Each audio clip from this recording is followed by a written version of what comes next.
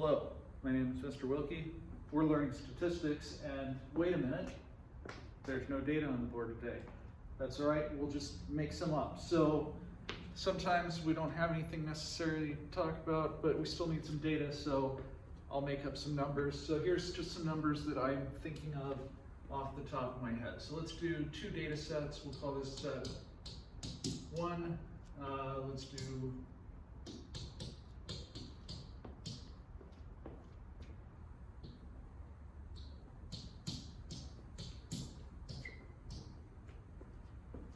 those are good numbers, okay? Set 2. Let's do 1. Let's have some repeats. Okay, sure.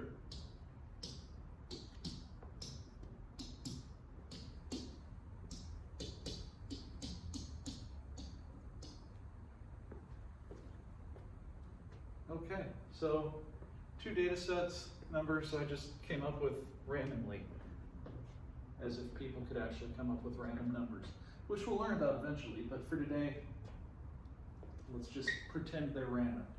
Okay, so, well, what do you notice about set 2 compared to set 1? This one's in order, this one's not. Does that matter? I mean, it does if we're looking for the median by counting in. We can't count in without ordering them, but let's worry about that a little bit later. Let's talk about variability. So if I'm looking for the variability here, remember it's not just range, okay? Do these two have the same range? The same maximum. Minimum's a little bit different, so this one has a larger range, but does it have more variability?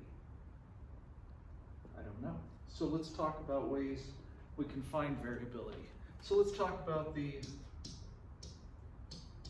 5-member summary.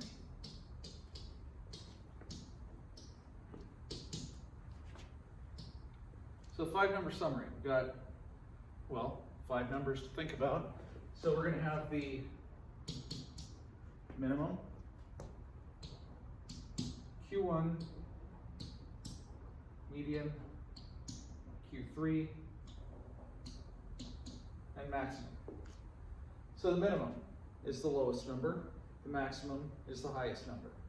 Easy, right? Median is the middle number. So let's not look at set 1, let's look at set 2.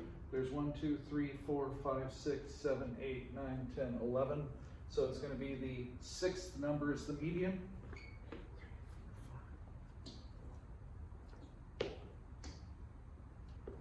So minimum was 1, maximum 89, the median is 8. Now, to find the quartiles, let's think about what quartile means. What does it sound? That sounds kind of like percentile, doesn't it? So percentile is best out of, is where you're at out of 100. Quartile is out of. So this is the first quartile is the same as the 25th percentile. The third quartile is the 75th percentile. Why is there no second? Because it's the median, right? 0th and 4th, if that's a thing. Okay, so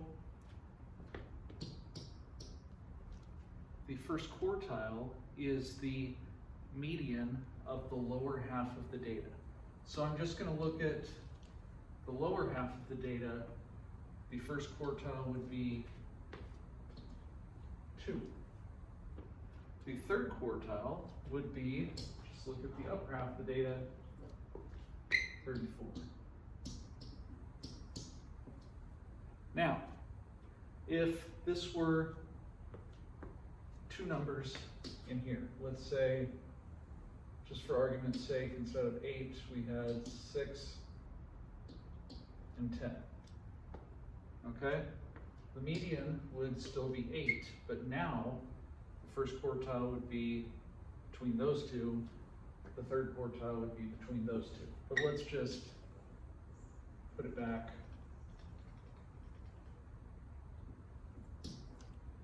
8 is the median. So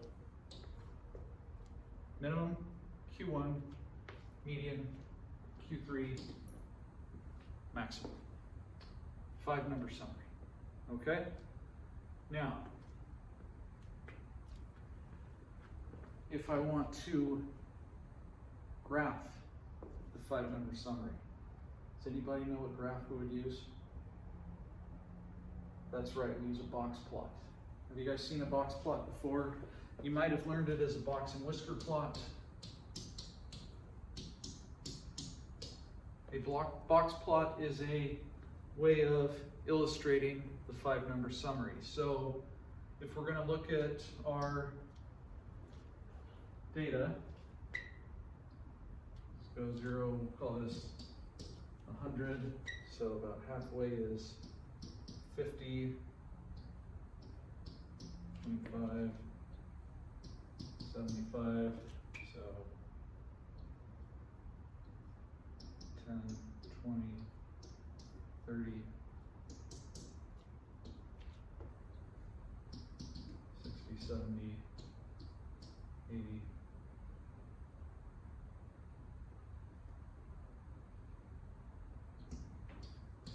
90, 100. Okay, now what we're going to do is we're going to just above the axis here plot our points. The minimum is 1. Second quartile, or the first quartile is 2. The median is 8. Third quartile is 34. And the maximum is 89. So the way it works, we draw a box from the first quartile to the third quartile with a line through the median, and then we draw whiskers from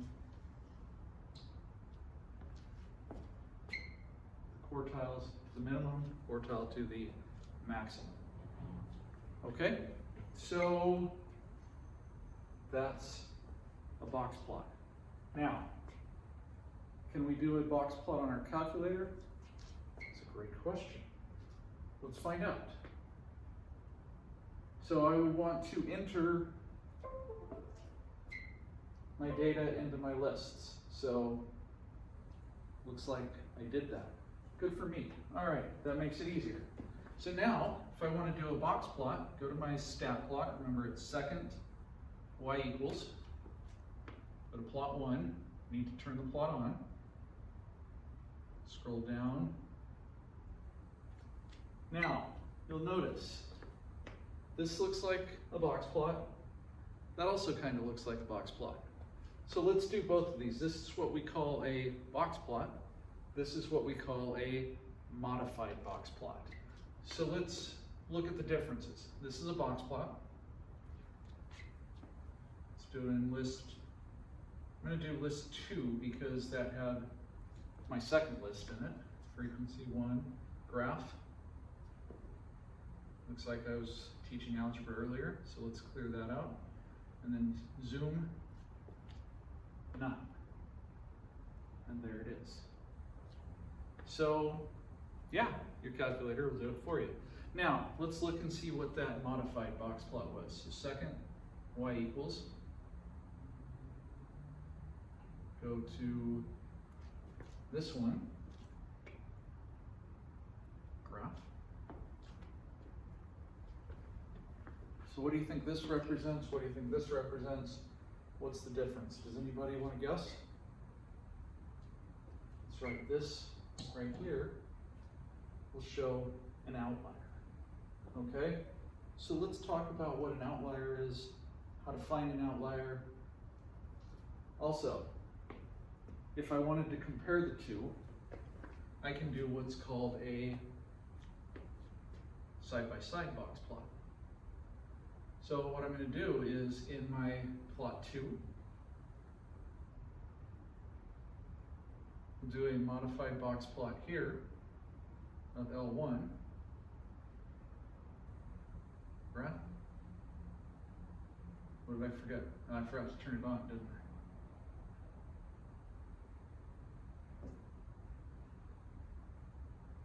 Yep, forgot to turn it on. Okay, so turn that one on.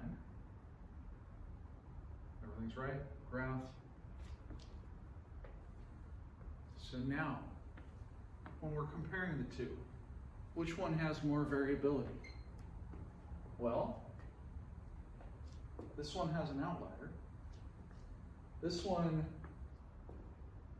has a larger box. This one doesn't have much going on over there at all, right?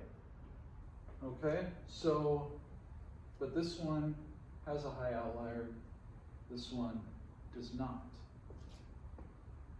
Okay, so we'll talk about the variability there in a little bit. So let's go back and let's talk about what an outlier is. Okay?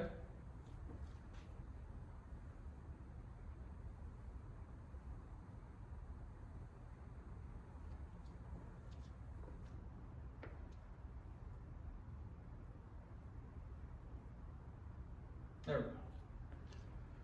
All right, so there was our box plot.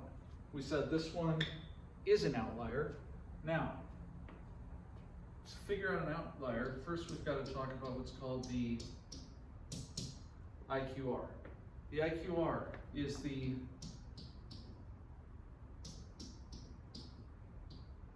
interquartile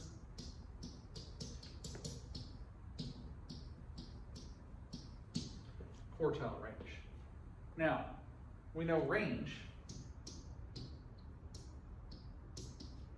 from going to elementary school. We know that range is the max minus the min.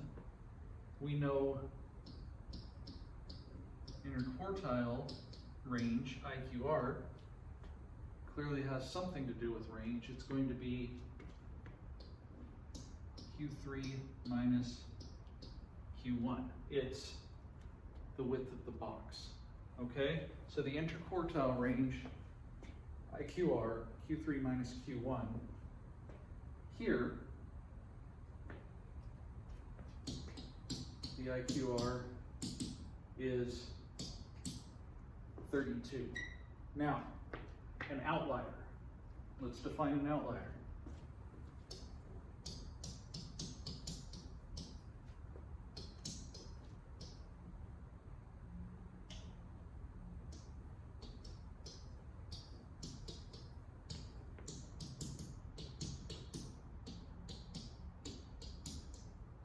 Any data point that lies 1.5 IQR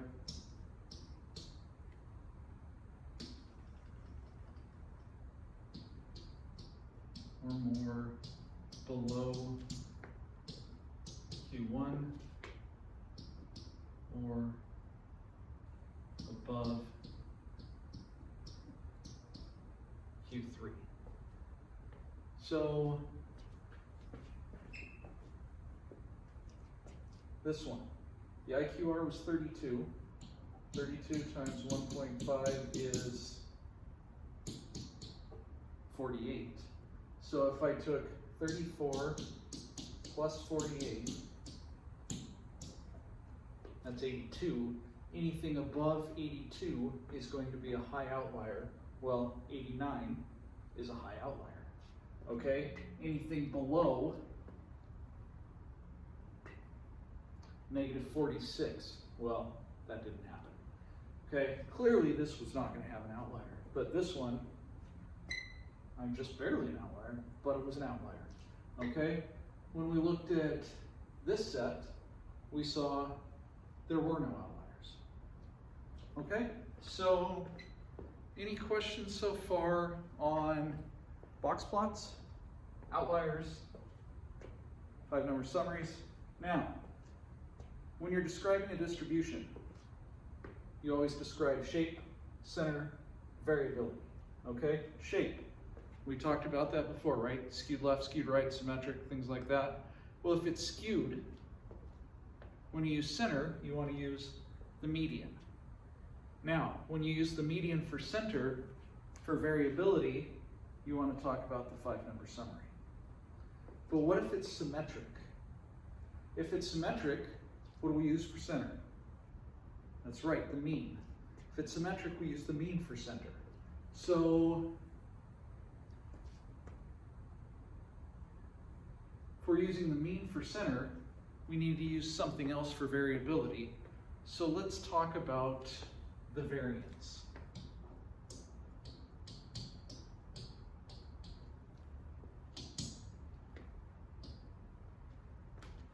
Well, first, the mean is an average. So if I wanted to find something to do with the variability of the spread that has to do with the average, maybe I'd like to know the average distance to the average. Okay, so if I take, we'll come back to that, each x minus x bar, and I add all those up, does anyone know what it's going to equal? That's right, it's going to equal 0, isn't it? Why? Well, because every data set should have the same amount of data above the average as below the average. So if we're looking at the differences, it's going to add up to 0. Now, what can we do? Don't say absolute value. What can we do that always makes things positive? That's right, we can square it. So let's add up the squares of the deviations. Okay, so I'm going to add up every x minus the mean, square it. When we average, we divide by n, right? But instead of dividing by n, I'm going to divide by n minus 1. And we'll talk about why we divide by n minus 1 later. It has to do with something called degrees of freedom. Maybe you've learned it before. Maybe you'll understand it at some point this year. For right now, just remember that. Now this is what we call the variance. And we abbreviate the variance as squared. Okay, so if I'm going to find what's called the standard deviation,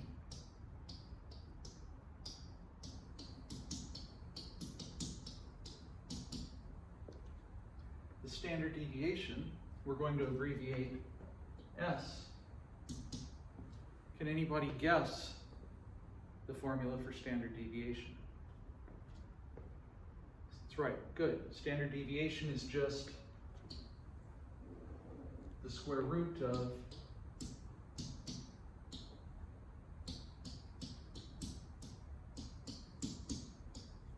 the variance. Okay, now, that's an ugly formula.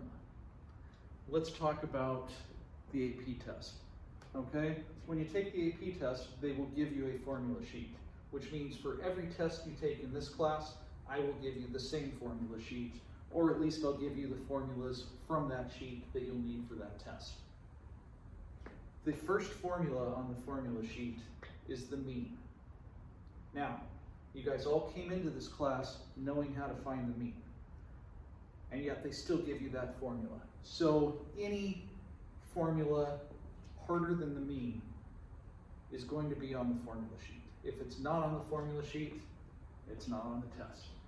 So standard deviation is on the formula sheet. You do not have to memorize this. Now, you do have to calculate it, and that seems difficult. That seems very difficult. We can do it on our calculator, okay? We could do it in a nice, easy way on our calculator called one variable stats. So I'm going to show you this trick now, and, well, it'll change your whole life and how you feel about math, because all of a sudden, everything's done for you. So, let's go back to our calculator. So if I look at my lists, there they are. Did anybody recognize the lists just out of curiosity? I hope so. Okay, bonus points if you know what both of them are. By bonus points, I mean no points. Okay, so here we go.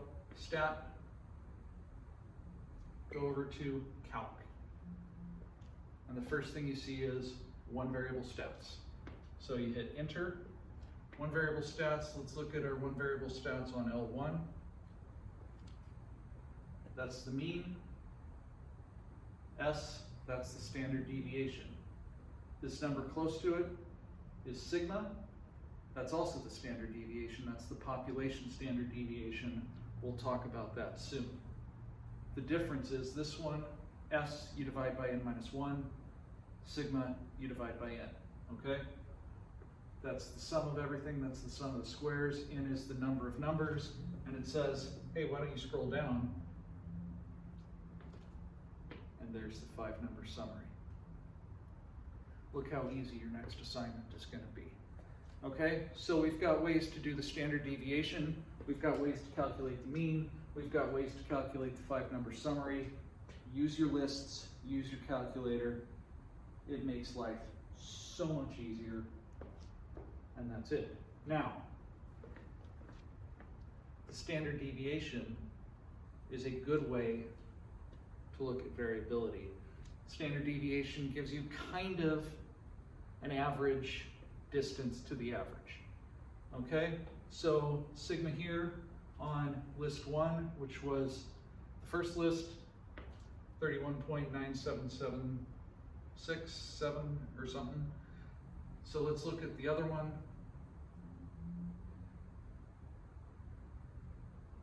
On L2.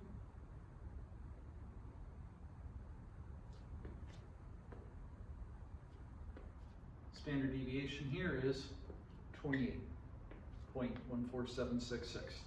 So they were close, but the other one was a little bit more variable. Okay? And that's how we do it. Does anybody have any questions? We're good? All right, well that's it. That's the end of chapter 1. You survived this far. So thank you guys for listening. Thanks Iron Reagan for the shirt, and I'll see you guys for the test review.